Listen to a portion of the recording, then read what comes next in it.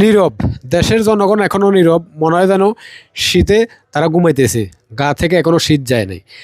একটা কথা চিন্তা করেন, আপনার মোবাইলে কিছুদিন পর থেকে আপনাকে 57% ব্যাডে মোবাইল কিনতে হবে।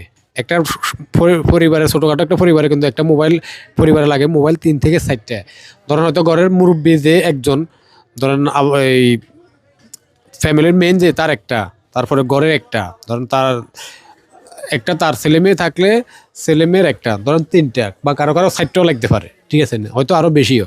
তো এখন আপনি ধরেন যারা মধ্যবিত্ত পরিবার তারা কিন্তু সেট কিনে ধরেন আপনার 20,000 প্লাস, কেউ কেউ আরও সমন্ত অনুযায়ী আরও বেশি কিনেন, তখন 57% ব্যাট দিয়ে এই 20,000 টাকার মোবাইল হয়ে যাবে। কিন্তু আপনার ধরেন এই অর্ধেকের চাইতে বেশি ব্যাট, তার মানে 20,000 টাকার একটা মোবাইল কিনতে হবে আপনাকে 30,000 টাকা দিয়ে।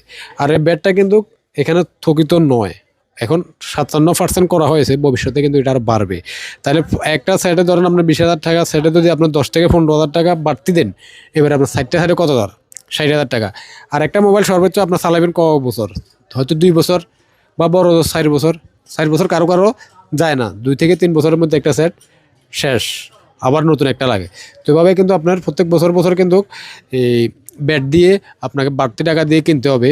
এখন শুধু মোবাইল ব্যবসায়ীরা শুধু মাঠে নামছে, তারাই শুধু এটা আন্দোলন করতেছে, প্রতিবাদ করতেছে। আমি মনে করি আমাদের সাধারণ জনগণেরও কিন্তু এটা উচিত তাদের সাথে একসাথ হয়ে এটার বিরুদ্ধে শক্ত পদক্ষেপ নেওয়া উচিত।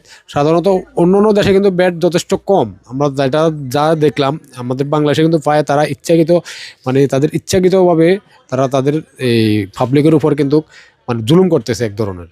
এটা কিন্তু একদম ঠিক না। আবার আরেকটা কথা আছে, আপনার যখন মাদারবোর্ডটার সমস্যা হবে, মাদারবোর্ড কাজ করাইলে কিন্তু আপনার এটা আবার একই সেট দ্বিতীয়বার রেজিস্ট্রেশন করতে হবে, তাহলে কিন্তু ক্ষতিগ্রস্ত কিন্তু আপনি আর আমি।